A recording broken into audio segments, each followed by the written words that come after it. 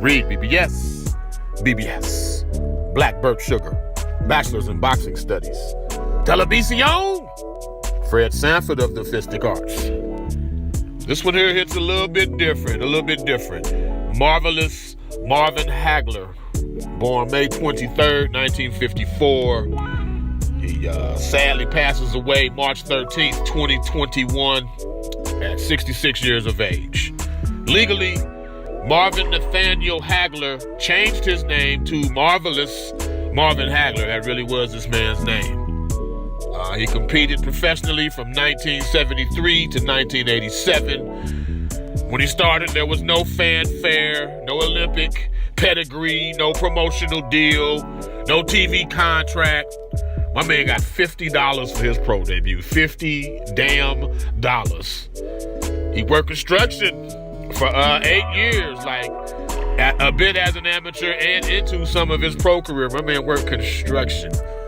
But all in all, Marvin Hagler, Marvelous Marvin Hagler, was a man's man. He was a badass. Mike Tyson before there was a Mike Tyson, as Max Kellerman put it. And I agree, man. My first encounter with Hagler, November 30th, 1979. I was about 8 years old or so. I'm a big Sugar Ray Leonard fan. He's about to fight for his first world title against Wilfred Benitez. On the undercard was this bald, muscled up, mean, jailhouse-looking motherfucker named Marvelous Marvin Hagler. He was challenging Vito Antuofermo for Antuofermo's title. This was Hagler's first title fight, his 49th bout. Again, he was muscled up, mean-looking dude. And back then, you didn't see too many bald people. Not in public like that. Like, there was Hagler and Lou Gossett Jr. This was like pre-Michael Jordan. Way before MJ. But yeah, Hagler had that look, man. It just had, if looks could kill, yeah. That was Hagler. Like, he looked like the type of dude where ain't shit funny. I don't laugh. Like, he had just that type of glare to him, you know. 62 wins. 62 wins, 3 losses, 2 draws. He was the undisputed middleweight champion of the world from 1980 to 87. And bear in mind, he was the only undisputed champion of his era. All the other belts, there was either WBA, WBC.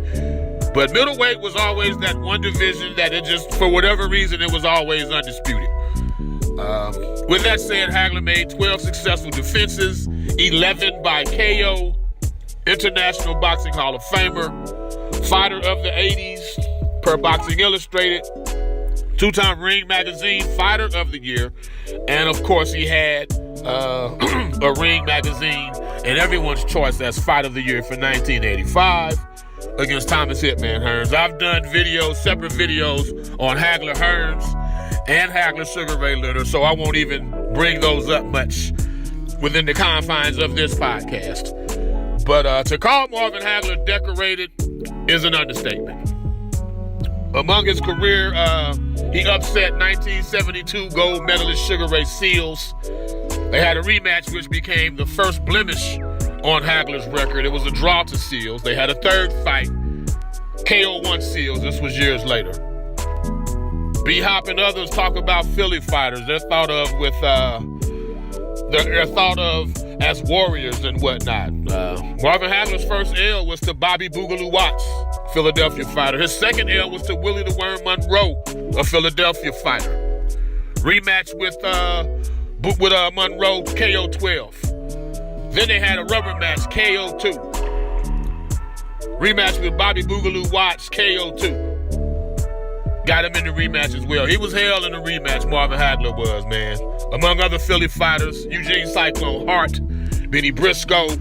Bernard Hopkins spoke of these dudes, these Philly legends, with reverence. Well, Marvin Hagler out-Phillied Philly fighters in Philly more times than not. That's what type of dude this was. He had booze and bottles rained upon him after destroying middleweight champ Alan Minter in Wembley Arena. And that only added to the chip on Hagler's shoulder that he'd already had to begin with. It fueled his string of title defenses, undoubtedly. By now, I'm sure everyone's heard the cut my bald head open and inside there's a boxing glove quote of Hagler's. Among some of his other quotes, his more famous ones, it's tough to get out of bed to do road work at 5 a.m. when you've been sleeping in silk pajamas. Pertaining to a conversation he had with Joe Frazier, the 3 strikes that Joe Frazier said he had. Said 1, you're black, 2, you're good, 3, you're a southpaw. Came into the game with 3 strikes. Another quote, the only difference between street fighting and boxing is there's a ref there stopping me from killing you. Sugar Ray Leonard offered this one during their fight. He said, all fight, Marvin kept saying, fight me like a man, you little bitch. Fight me like a man, you little bitch. Of course, we've all heard war, Hagler war of the war hats, destruct, destroy. Like, he was that dude, man. He was that dude. But real talk, don't let the Hearns fight fool you. Marvin Hagler had bounce and rhythm to his style. He was also fairly innovative. Again, I mentioned he was the only undisputed champ of his day. Middleweight was the only division that maintained that undisputed status for whatever reason. So Hagler was like the first dude I saw wrapping belts, have one belt over his shoulder and the other around his waist. Other motherfuckers only had one belt quite naturally. You just put it around your waist. Shit, Hagler would drape shit over his shoulder and his waist. No, I got more than one belt. That's what that is. I got more than one belt. So what the hell? He was another first. So at the time, the prominent ring announcer was Chuck Hull.